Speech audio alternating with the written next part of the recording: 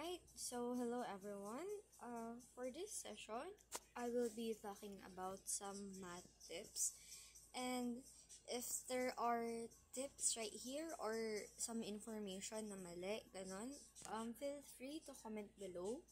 And yun, i-correct nyo yung mistake ko. Also, these tips are usually or more on from my personal experience. So there are a lot of different mathematic tips out there pa. Pero these are just from what I can share to you guys. And again, if may mali nga, you guys can correct me naman. So, let us start. So, first part ng ating session or review session today will be mental solving. Yung mental solving, ang laman lang neto is subtraction, addition, and multiplication lang. Hindi kasama yung divide kasi wala akong alam na tips or like technique kapag magbe-mental solving ng divide. And then for clue words, what I meant by this clue words is ano yung mga words na pwede mong maging clue or pwede mong maging susi para masagutan mo yung mga word problems. Like, ano yung mga dapat mong tingnan doon para malaman mo kung ano ba yung procedure or ano bang solution yung gagawin mo doon sa pagsagot ng word problem na yon. So, first of all, yan, dito muna tayo sa mental solving na addition. So, yan, ganyan ko lang. So, kapag mental solving ng addition, dito muna tayo sa dalawang number lang, like yung mga 16, 73, 22, mga ganun-ganun. Basta dalawang number lang muna tayo, yung mga 10 please. Kunin nyo muna yung mga whole number. What I meant by whole number is yung mga, let's say, 10, 20, 30, 40, 50, 60, 70, 80, 90, yung mga ganun-ganun. Kunin nyo muna yun. So, tulad dito, sa 16, ayan. So, sa 16, kukunin natin dyan yung 10. Yan. And then, sa 73, kukunin natin yung 70. So, ito na yon yung 10 and 70. And then, ang gawin natin, ipag-add natin sila. So, 10 plus 70, ang sagot is 80. So, next, meron tayong natitira na 6 doon sa 16 kasi diba kinuha natin yung 10. So, meron tayong natira na 6. Tapos, sa 73, kinuha natin yung 70. May natira tayo na 3. So, ipag-add din natin sila. So, 6 plus 3, ito, is equals to 9. So, earlier, we have this 80. Tapos, ngayon, meron na tayong 9. So, ang gawin natin, ipag-add natin silang dalawa, ipag-combine natin. And, ang final answer is 89. So, 80 plus 9, final answer is 89, which is same dito sa sagot na, ayan, 89. So, next, given tayo. Next example. Ito. Ganun din, dalawang digit din siya. So, 45 plus 78. Again, kunin muna natin yung mga buong number talaga. So, sa 45, kukunin natin si 40. Ayaw. Ayan. And then, sa 78, kukunin natin si 70. So, 40 plus 70, the answer is 110. So, next, may natira tayong 5 doon sa 45. Ilagay natin siya dito. And then, yung natira natin na 8 doon sa 78, ito, lagay natin dito. Tapos, pag-add natin sila. 5 plus 8, the answer is 13. So, since kanina meron na tayong 110, at meron din tayong 13, so, pag-add natin sila. And ang magiging sagot nun is 123. Same siya dito. Ayan. So, another example. Ito, kapag naman hundreds na yung mga i-add natin. So, kapag naman hundreds na yung i-add natin, almost lang din, same procedure lang din, same way. So, kukunin muna natin yung mga buong numbers or whole number. So, sa 164, wait lang, burahin ko lang to. So, sa 164, kunin muna natin yung 100. And so, ito siya. Tapos, sa 268, kunin natin yung 200. So, meron na tayong 100 plus 200. The answer is 300. So, next, doon naman tayo sa 64 and 68. Pwede na nating i-cross tong 1 para malaman natin na tapos na tayo dyan. Yan. So, meron na lang tayong 64 and 68. So, kukunin natin yung 60 doon. So, kukunin natin yung 60 doon sa 164. So, ito na siya. Yung 60 doon sa 68. So, ito din siya. So, 60 plus 60 is equals to 120. The next, yung natira natin na 4 doon sa 164. Ito siya. Yung natira natin na 8 sa 268. Ito naman siya. So, again, i-add natin. The answer is 12. So, now we have 300, 120, and 12. Ano na yung gagawin natin? Ipag-a-add na natin sila tulad nung ginagawa natin before. So, 300 plus 120 plus 12, the answer is 432. Same dito. So, ayan. So, next sa subtraction na tayo. Sa subtraction, almost same lang din naman siya doon sa addition. Ang pinagkaiba lang niya is yung sign.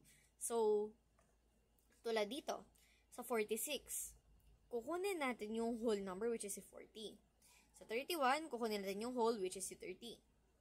So, 40 minus 30 kasi subtraction na tayo. Kanina sa addition plus dapat yan, di ba? So, since subtraction na tayo, minus na yung ilalagay. So, 40 minus 30, the answer is 10. So, yung next, yung natira naman. So, yung 6 doon sa 46, ito na siya. Yung 1 doon sa 31, ito na yan. So, 6 minus 1, the answer is 5. So, meron na tayong 10 and 5. Ngayon, ipag-add lang natin yung dalawang difference, yung dalawang sagot na yan. So, ang sagot is 15. Same na siya dito. Diba? So, next. Ganito lang din yung gagawin. So, kunin mo yung 80 kay 86. Ito. Kunin mo yung 20 kay 24. Ipag-minus mo sila. The answer is 60. Yung 6 doon sa 86, kunin mo rin. Dito na yan sa step 2. Yung 4, kukunin mo dito sa 24. Yan. Pag ano mo sila, minus mo silang dalawa. The answer is 2. Ngayon, ipag-add mo sila. So, 60 and 2. So, 60 plus 2, the answer is 62. Same na siya dito. So, yan. So, paano naman kapag hundreds na yung ima-minus natin? So, kapag naman hundreds na yung ima-minus natin, medyo mag-iiba lang siya ng way konti. Bali, ganito. 324 minus 165. So, dito muna tayo sa 165 banda. Burahin ko to para mas clear. Wait lang. Yan. So, dito tayo muna sa 165. Kunin mo muna sa 165, kunin mo muna itong 65 lang. Ito lang muna. Yan. Para, hindi ganun kalaki. So, 65 muna yung kunin natin. Hiwalay muna natin si 65 doon sa 100. Okay? So, meron tayong 100. Wait lang, burahin ko baka, ito ko ilagay. Meron tayong 100 and 65. Okay. So, ngayon, si 65, ima-minus natin siya dito kay 324. So, ito. So, since parang medyo malaki si 324, 65 lang naman yung ibabawas mo sa kanya, di ba? So, ang gagawin natin ganito. I-breakdown natin into parts si 324. So, 324, gawin natin 324. Ngayon, yung 65 natin, itong 65 na to, i-minus natin siya dito kay 24 lang muna. So, 65 minus 24, the answer is 41. So, meron na tayong 41. Tapos ni 41, tsaka mo na siya i-minus dito kay 300. So, ito na yung 300. Ito na yun siya. So, 300 minus 41, the answer is 259. Pero, hindi pa 259 yung final answer natin. Kasi, meron pa tayong 100 dito. Hindi pa natin siya nagagalaw. So, si 259 na to, ima-minus natin dito sa 100 na to. So, ito siya. So, 259 minus 100, the answer is 159, which is the same as dito. So, ayan. Ganyan lang yung maiiba kapag hundreds na yung sinusubtract mo. So, dito naman na tayo sa multiplication. So, sa multiplication naman, ganun lang din. Kukunin mo lang muna yung mga whole number. So, dito, ang pwede mo lang naman makuhaan ng ganun, yung mga 10, 20, 30, 40, so on, is 18. Kasi siya lang naman yung dalawa. Yung 4, leave na natin na ganyan yan. Like, as is na yan. Ganyan na natin si 4. So, si 18, gawin nating 10 and 8. So, itong 10 ni 18, ito siya. So, 10, ita-times natin dito kay 4. Ito. So, 10 times 4, the answer is 40. And then next, itong 8 naman na to, dito naman siya, i-times rin natin siya sa 4. So, 8 times 4, the answer is 32. So, we have 40, ito, and 32. So, 40 plus 32, the answer is 72, which is the same as here. So, ayun. So, next, example. So, ito. Ganun din. Excuse me. Sa given na to, hindi ko siya ina-advise na i-mental solving nyo siya kasi medyo malaki siya. Like, ito 2,000 yung naging answer niya. Pero in case you guys want to try, okay lang din naman.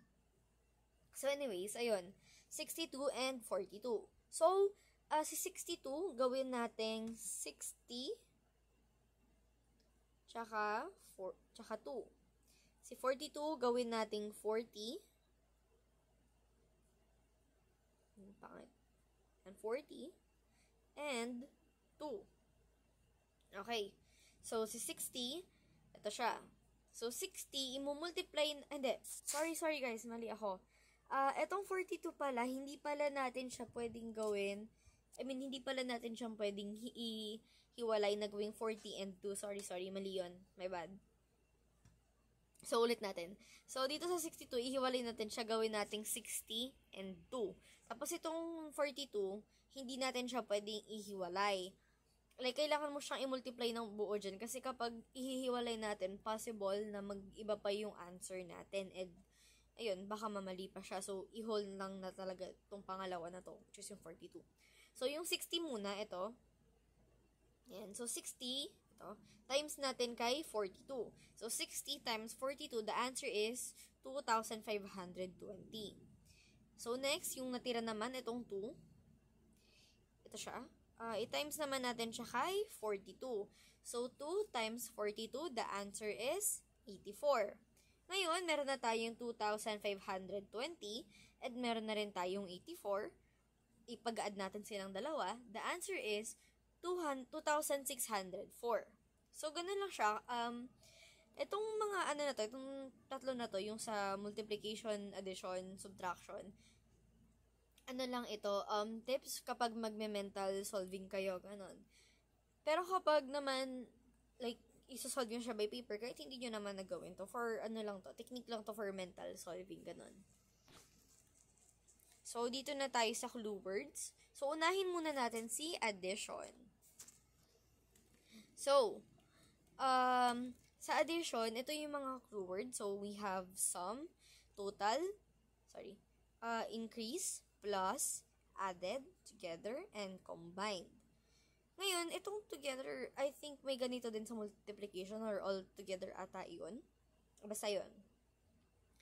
Basta anyways, may mga word or clue words kasi na, tawag dito, possible na, example, itong total, pwede rin siyang magamit sa I think pwede rin itong magamit sa multiplication ata, if I'm correct. Please correct me na lang if mali. Pero ayun, bali, if ever na ganun, i-check nyo yung mga word problem, like basahin nyo siya, intindihin nyo talaga, and i-check nyo kasi minsan hindi lang naman isa yung context clue or yung clue word na nandoon, minsan dalawa, minsan tatlo pa nga.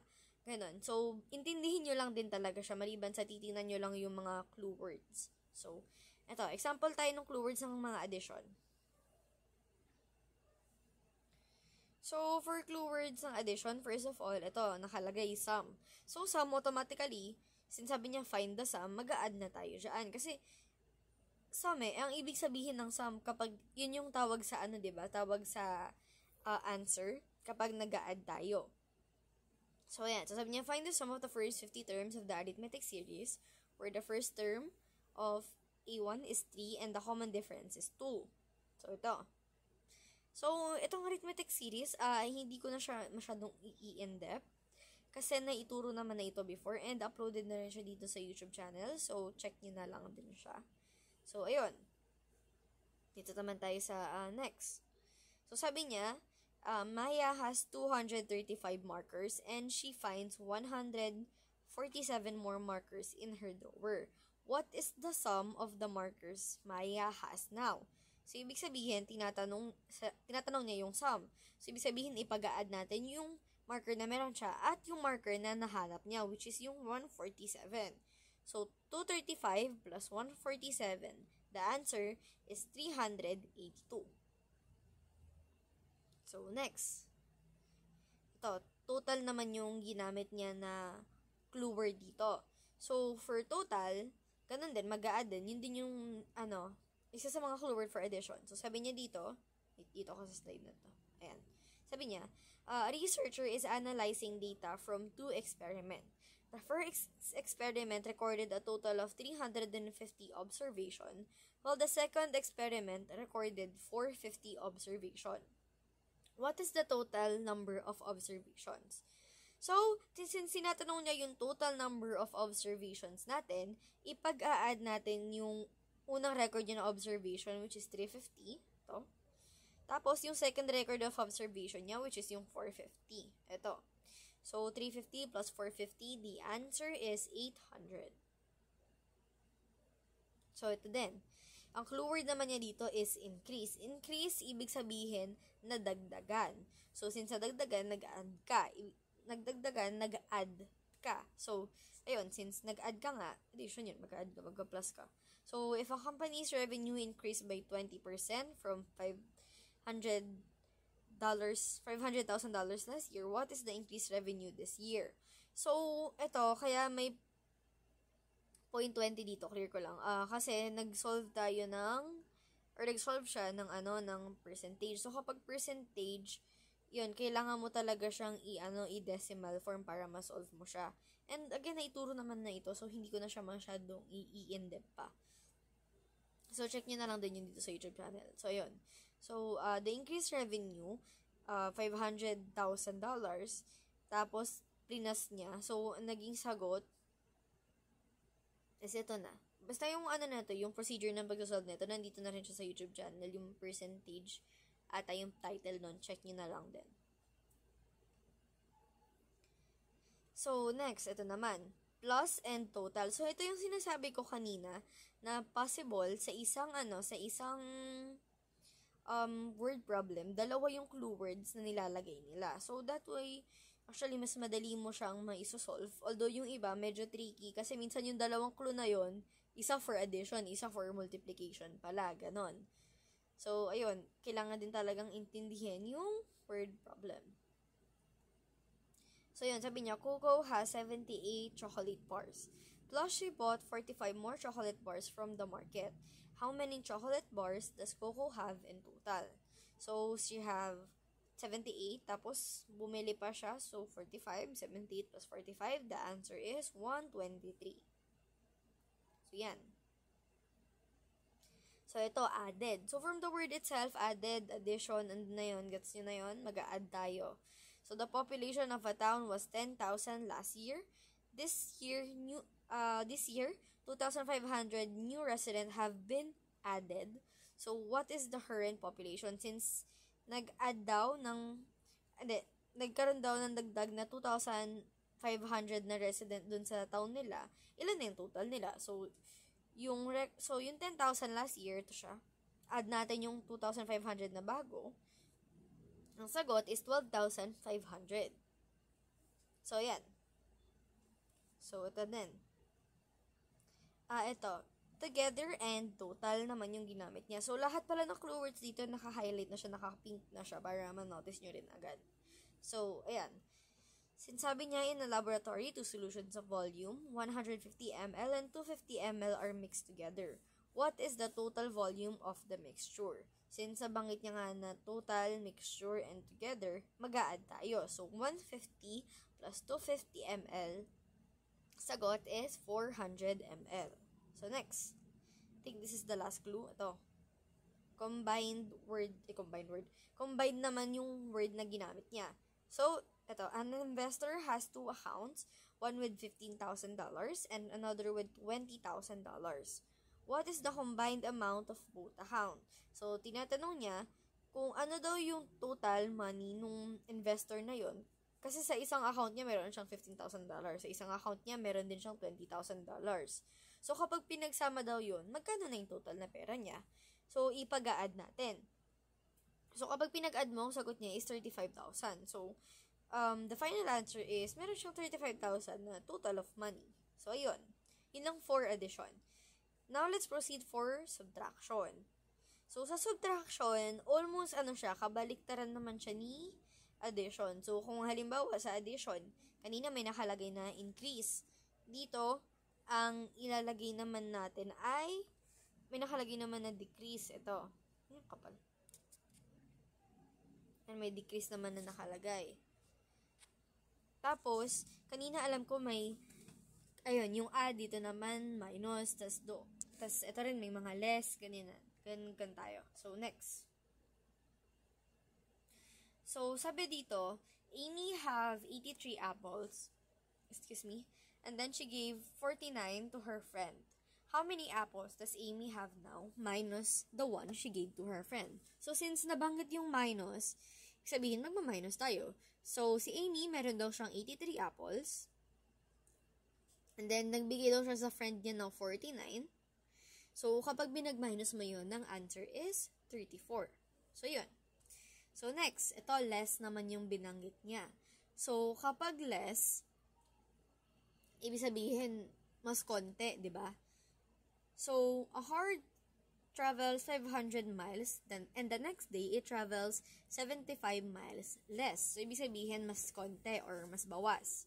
So, how many miles did it travel on the second day? Since nabanggit nga yung less, nabawasan, ma-minus natin siya. So, 500 minus 75, the answer is 425. So, next. Sugo lang. Subtract 45.67 from 123.45. So, since sinabi niyo na nga yung word na subtract, automatically, magsusubtract na tayo, which is yun yung ginawa dito. So, next. Ito, decrease. So, ito, decrease, dapat naka-pink din to. Hindi ko lang na-highlight. Pink ko na lang. Ayan. The population of a city decreased from 1,002,000 to 1,150,000 over a year. What is the decrease in population? Since decrease, nabawasan, minus. So, 1,200,000 minus 1,150,000 is equals to 50,000. So, ayan. So, next. So, sabi dito, take away naman. So, sa take away, ibig sabihin, parang, kinuha, binawasan niya, ganon. So, if you take away 15 from 89, what is the remainder? So, sabi niya dito, kapag daw kumuha ka ng 15 sa 89, ano na lang daw yung matitira sa'yo? Or ano na lang yung matitira? So, 18, ma-minus natin kay 15. 89 pala, minus kay 15. The answer is 74, which is, yan. So, next. Ito, find the difference. So, kung kanina, kapag pinag-add natin ang dalawang number, kapag nag-add tayo ng dalawang number, ang tawag doon sa answer nila ay sum. Sa subtraction naman, kapag nag-minus tayo ng mga numbers, ang tawag naman doon ay difference. So, since nabanggit nga niya, find the difference, automatically, magsusubtract na tayo dito. So, yan. Ito. If an item costs $2,000 and you have a coupon that deducts $25, what is the final price? So, nabanggit niya yung word na deduct. So, by deduct, ibig sabihin nabawasan or mababawasan. So, kung yung coupon daw niya, merong, kayang, yung coupon daw niya is worth of $25 and may item siya na gustong bilhin na 28 na $2,000. So, kung bibilin niya yon and may coupon siya na worth 25, ima-minus natin yon. So, 200 na item, 200 price, minus mo yung coupon niya na 25, ang answer is 175. So, next, ito, reduced. Saan ba? So, reduce. So, company expenses are reduced. Ito dapat naka-highlight din. Hindi ko na na-highlight. Yung sa PowerPoint, baka may mga mali dito kasi hindi ko na siya masyado na-check kasi ginagawa ko to kahapon habang nasa labas ako. So, if ever na may kailangan i-ayos or like itama, ganon, if may mga mali dito, i-chat or ilagay nyo na lang sa comment section. Yun lang. Thank you. Ngayon, so balik tayo dito. So, ayun nga, company's expenses are reduced from $500,000 to $450,000.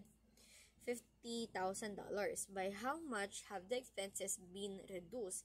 Sabi niya dito, by how much have the expenses been reduced?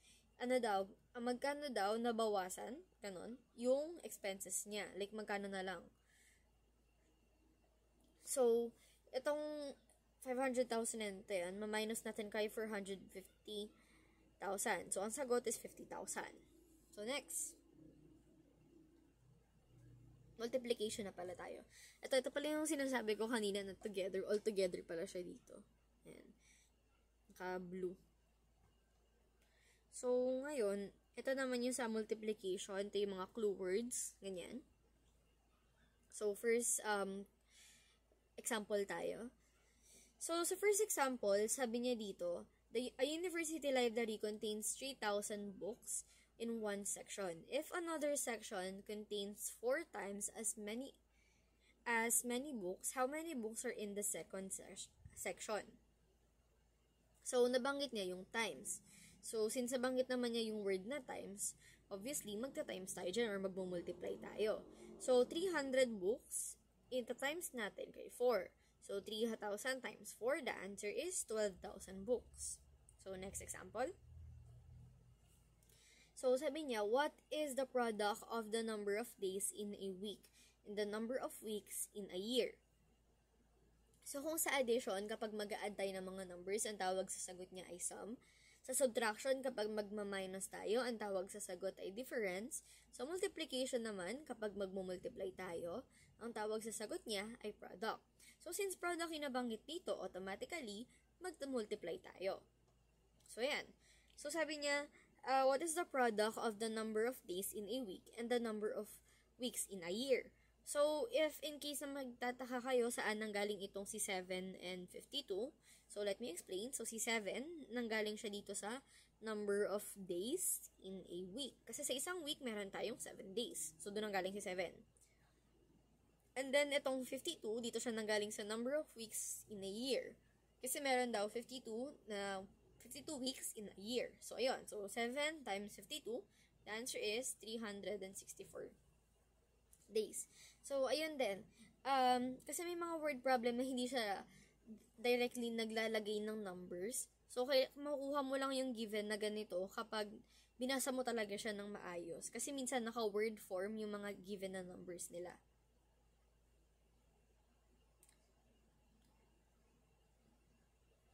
Wait lang, hindi ko ma-mix. So,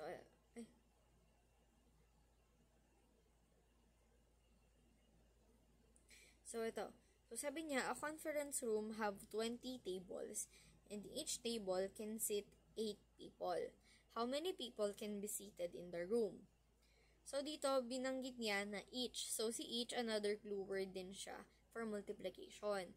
So, since nabanggit nga yun, magmumultiply tayo. So, yung 20, ito, yung 20 tables, ito siya. Yan. Tapos, yung 8 dito nanggaling sa 8 people. So, multiply natin siya. The answer is 160 people. So, dito na tayo. Same lang to ng, same lang yan. Dito lang kasi yung solution. Kaya dito ko na din diretso. So, a laboratory orders 15 boxes of test tubes.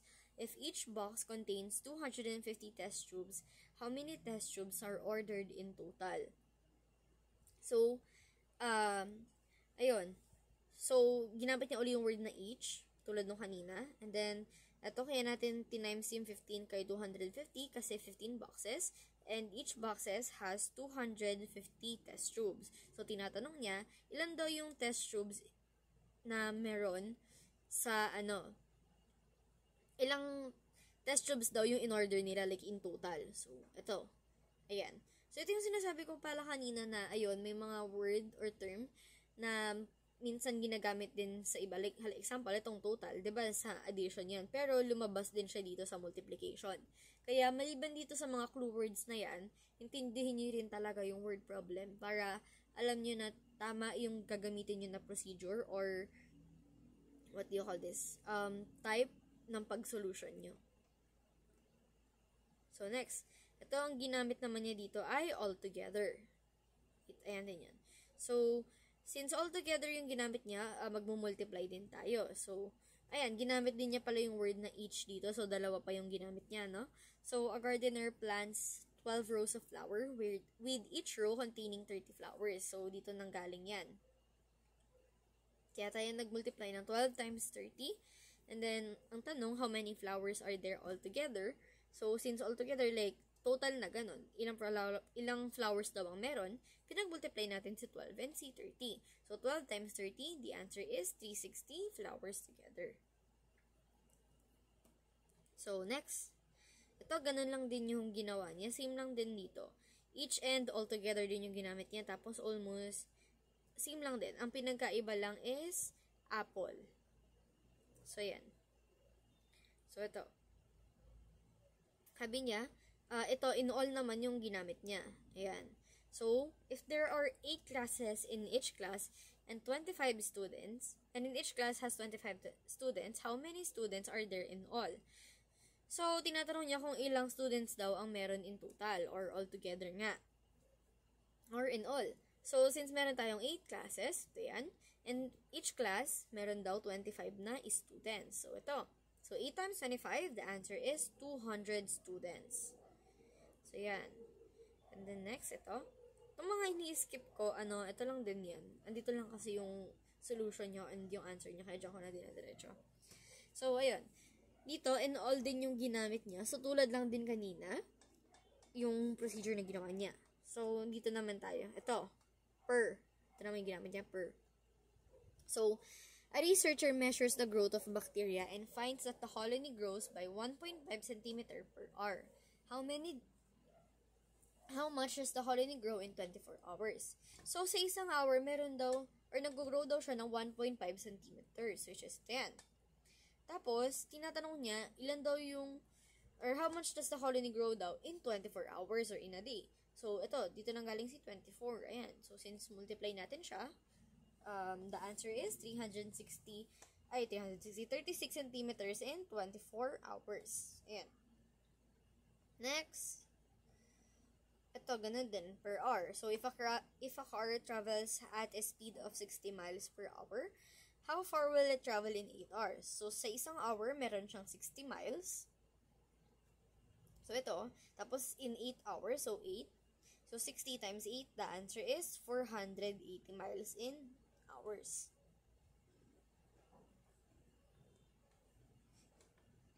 Tapos, ito rin pala, another thing. Hindi ko lang sure regarding sa APCAT ha, pero, if in case lang. Excuse me, sorry. May mga word problem na, tas yung sa choices niya, may choices na, let's say ganito, for 80 miles, for 80, tas for 80 miles in 8 hours. Lagi nyo siyang, sagutin in like full, like complete answer full. Kasi usually, yung mga ganon, yun talaga yung tinatama kasi complete answer nga sila. May mga kasamang units, ganon. Ayun. So, dito na tayo. So, ito area naman yung binanggit niya na clue or word. So, what is the area of a rectangular garden that is 20 meters long and 15 meters wide? So, 20 meters and then 15 meters, pinag-multiply, 300 square meters. And I think nasa formula rin ata ng area yung pag-multiply, kaya siya pwedeng clue word for multiplication. I think. Pero if mali, paki-correct na lang ako sa comment section. Thank you. So, ito, area din yung ginamit niya. Ayan. So, classroom measures 12 meters by 10 meters. What is the area of the classroom? 12 meters, 10 meters. Pag pinag-times mo, 120 ang sagot. Ito, kapag naman may mga terms na nakalagay, double, triple, quadruple, yung mga ganun, so on, ibig sabihin nun, i-multiply mo siya. So, halimbawa, dito, if a recipe calls for 3 cups of flour, how much flour is needed if the recipe is doubled?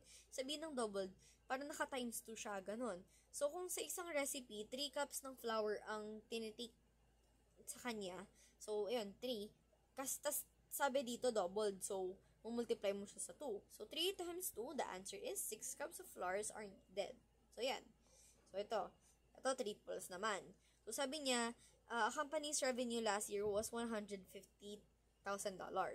If the revenue triples this year, what will be this year's revenue? So, triple. So, times 3. Kasi triple means 3, diba? So, times 3. So, yung $150,000 niya, ita-times natin kay 3. So, $150,000 times 3, the answer is $450,000. So, ito yung revenue ng company nila ngayong year. Yan. So, next. Ito, total. So, alam ko ang total, pwede rin ito sa, sa addition. Pero, yun nga, like I said earlier, mas ma-better talaga, maliban sa tumingin sa mga context clue, is intindihin nyo rin yung, word problem itself. So, ayan, since sabi niya total, diba? A teacher has 5 groups of students with 6 students in each group. How many students are there in total? So, since meron siyang 5 group of students and merong 6 students per group, so 5 times 6, the answer is 30 students in total. So, ayan.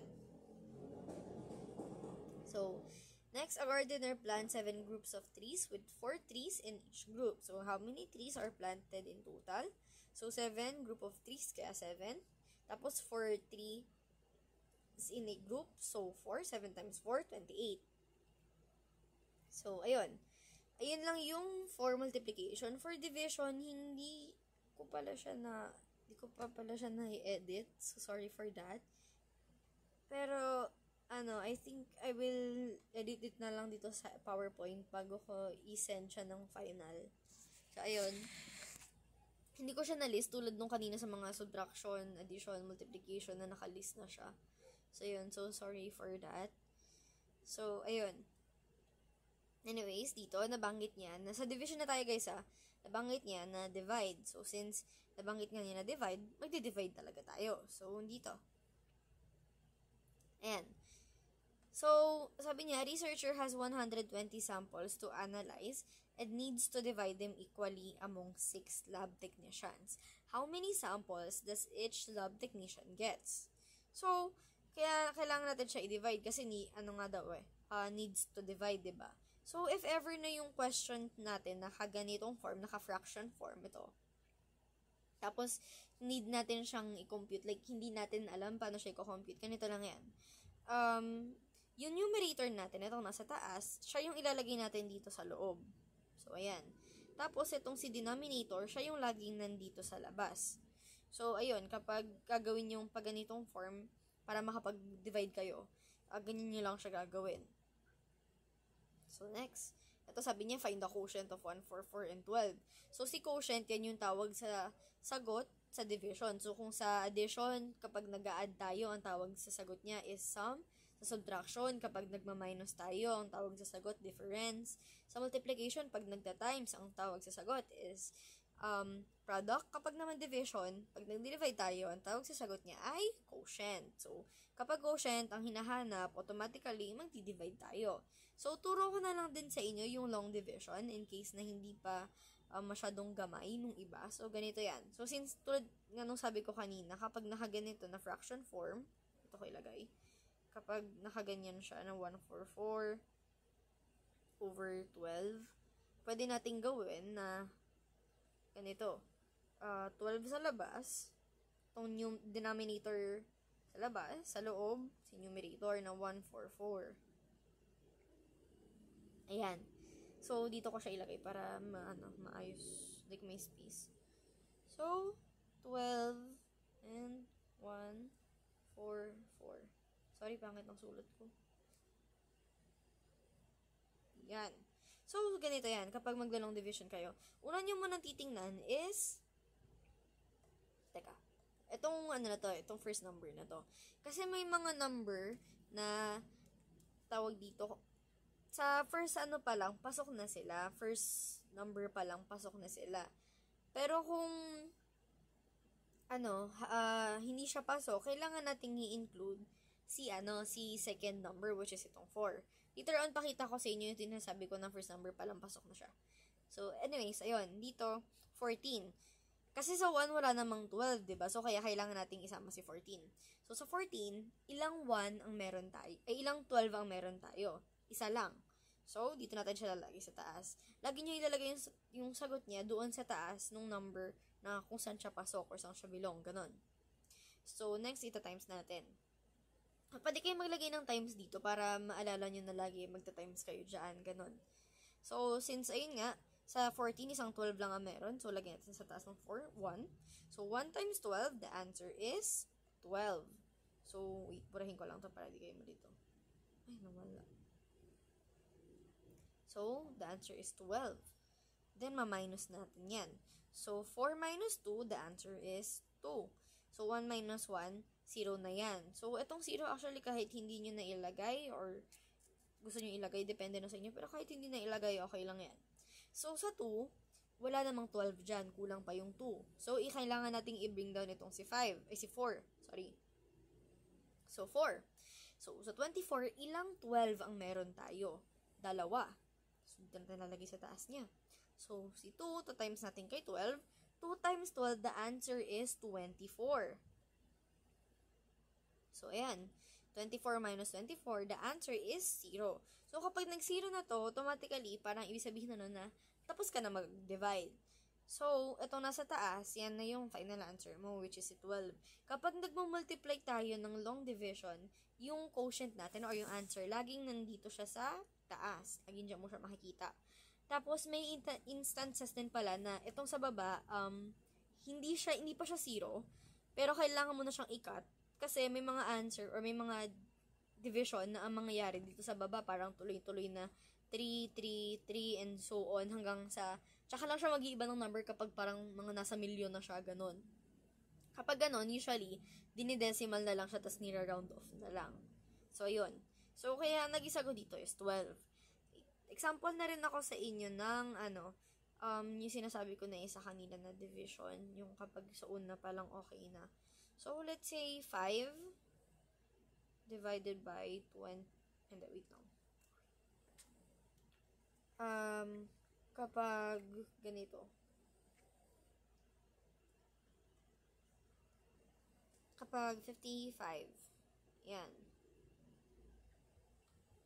So, dito sa unang term, ayan, kita naman natin, sa 5, itong 5 na to, meron ng 5, kasi nga, 5 yan eh. So, 1 lang, kasi isang 5 lang naman ang meron sa 5. So, 1 lang. So, times natin dito, diba? So, 1 times 5 or 5 times 1, the answer is 5. So, minus natin. So, 0 na yung sagot dyan. So, since 0 na, bibring down na natin si other 5. So, meron na tayong 5. So, sa 5, ilang 5 uli ang meron? Isa lang din. So, 1 times 5, the answer is 5 again. Pag minus mo, 0 na yan. Ang magiging final answer natin is itong 11. So, ayan. Ganyan lang siya. So, erase ko na to. Next, dito naman tayo. Ganun din, sabi niya, what is the quotient of 225 divided by 15? So, kung ito naman yung i-divide natin, pakita ko na lang din sa inyo para mas may example kayo sa long division. Ay, ito ko nga lagay sa baba. Ayan. Tapos, 15. So, sa 2, wala namang 15 dyan, kaya sama natin si 22. So, isang 5 lang ang meron dyan. So, 1 times 15, 15 lang. So, 22 minus natin kay 15. Ito, kakancel natin si 2 kasi hindi naman pwede na 2 minus 5. Kaya magbaborrow tayo. So, 2 magiging 12. Ito magiging 1. So, 12 minus 5, the answer is 7. Ito, 0 na to kasi 1 minus 1 na to eh. So, 0. Tapos, sa 7, wala namang 7. I mean, nawala. Sorry. Wala namang 15 sa 7. So, since wala namang 15 sa 7, we need to bring down this 5. So, meron na tayong 75. So, sa 75, ilang 5 ang meron tayo? 5. So, break ko lang. So, 5 times 15, the answer is 75. 75 minus 75, the answer is 0. So, ito na yung final answer, which is ito. So, yun lang siya. Break ko lang. So, next. So, ang next na ano naman niya is out of. So, si out of, another din siya, clue word siya for division. So, sabi niya, a student scored 72 out of 90 on a test. What fraction of the total possible score did the student achieve? So, I think, another thing rin na pwede nating maging parang clue is yung fraction. Kasi pag fraction, usually magdi-divide tayo kapag naka-fraction form lang siya. So, ayun. So, kaya dito sa part nito, divide siya. Tapos, kaya nag-answer is 0.8. Tapos, another thing na rin pala na gusto kong i-share sa inyo, kapag maglo-lowest term tayo, tulad dito, actually, hindi naman yan ni-lowest term to kasi dinivide niya. Pero kasi kung maglo-lowest term kayo, one thing na you can do is mag-isip kayo ng isang number na pwede nyong i-divide both kay numerator and kay denominator. So, yun lang. Pag maglo-lowest term kayo, yun yung pwede nyong gawin. So, next tayo. Ayan.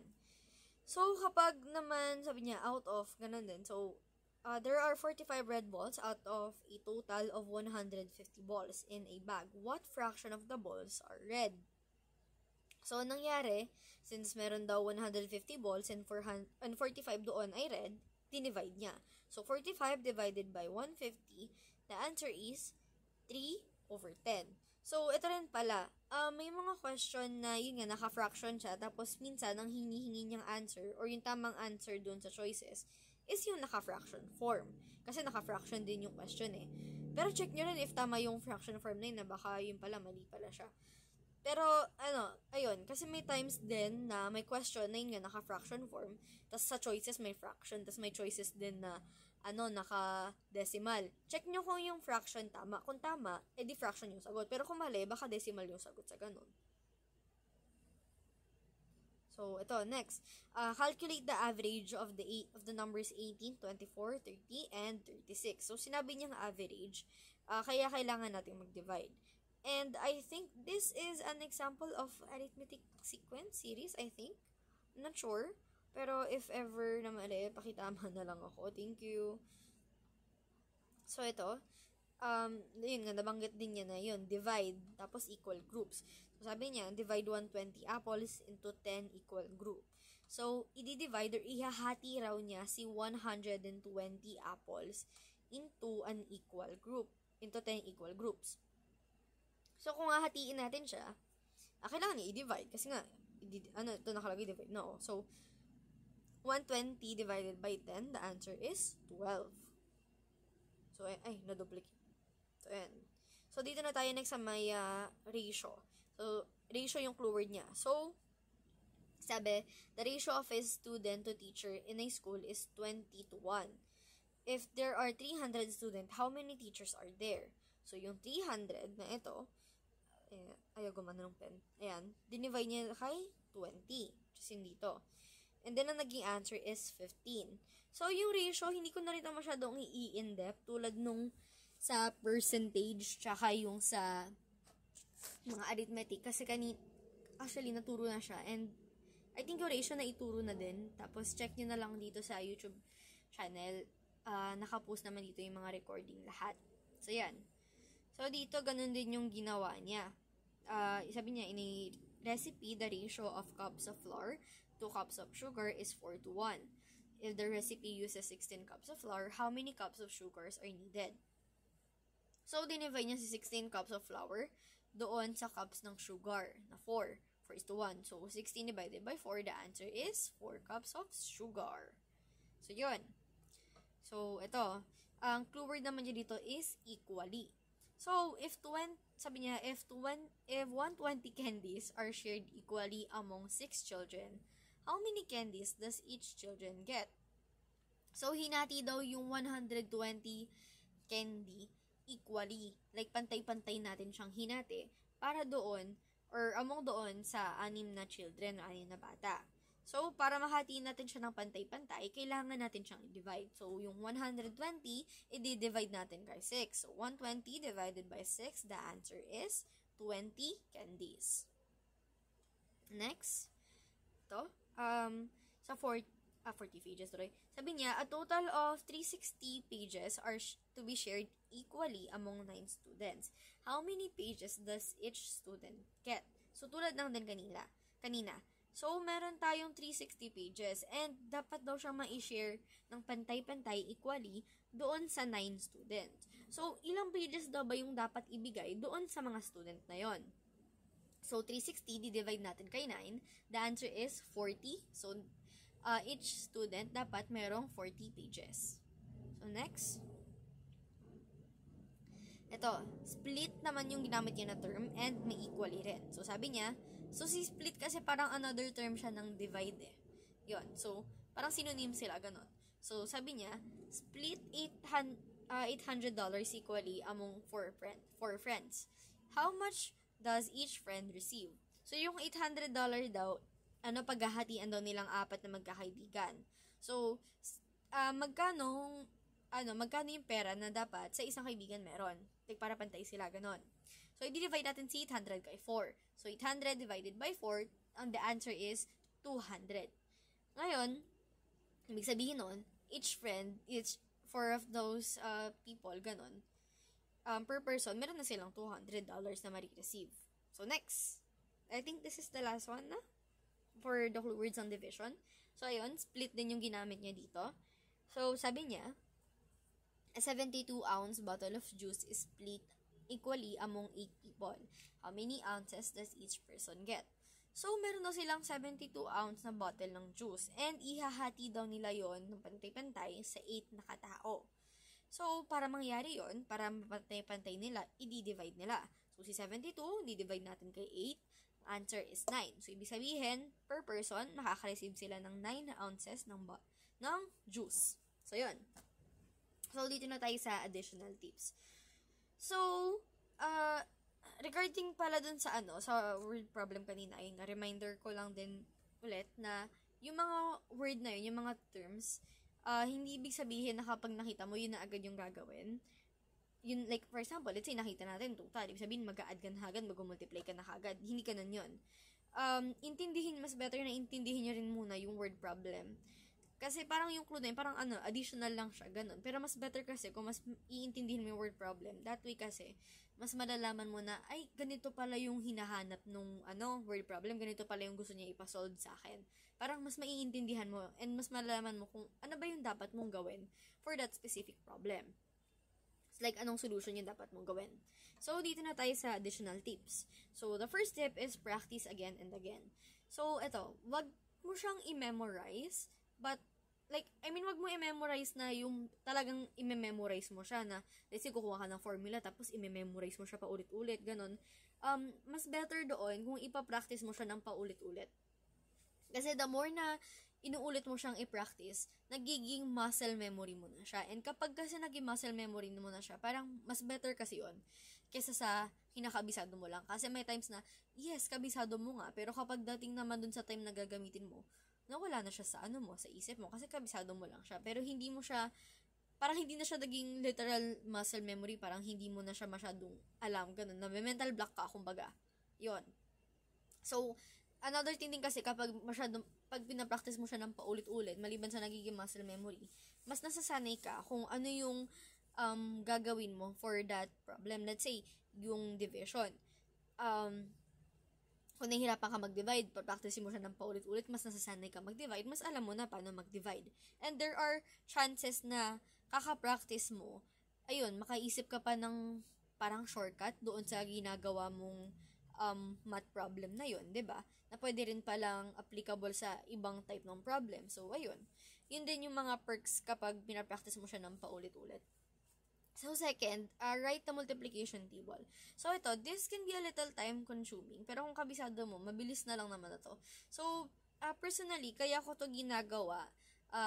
Sinusulat ko yung multiplication table. Yung, alam niyo, nakikita niyo sa mga notebooks. Yung mga multiplication na hanggang 10, ganon. Pero if kaya, try niyo isulat up to 15, 12, ganon.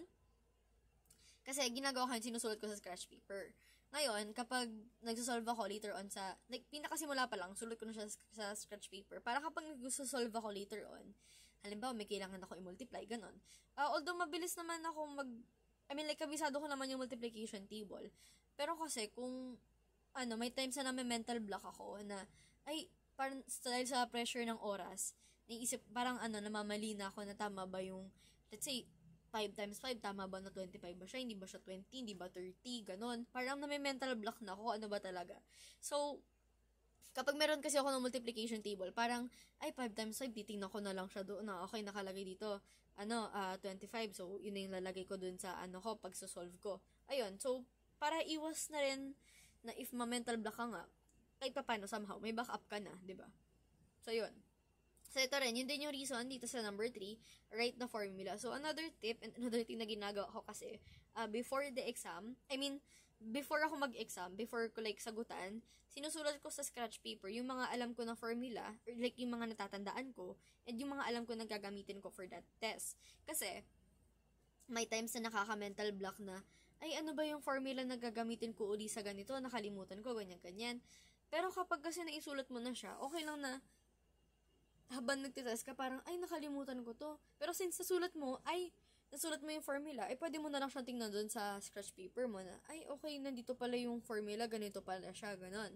Tapos meron kasi mga math problem na, yung form niya, almost same siya ng form sa standard form ng formula, ganon. Like, halimbawa, yung ganitong given, hindi mo alam, naka-quadratic equation pala siya. Pag tinignan mo yung ganung given na yun, tapos tinignan mo yung formula ng quadratic equation, parang same na same sila. So, ibig sabihin, pag ganun, quadratic yung gagamitin mo, diba? Usually, ganun.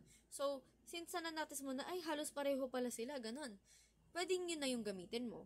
Since may times kasi na sa mga math exams, math test, ganyan, sobrang daming formula, and hindi mo alam ano yung gagamitin mo doon, yun din yung reason kung bakit sinusulat ko yung mga formula.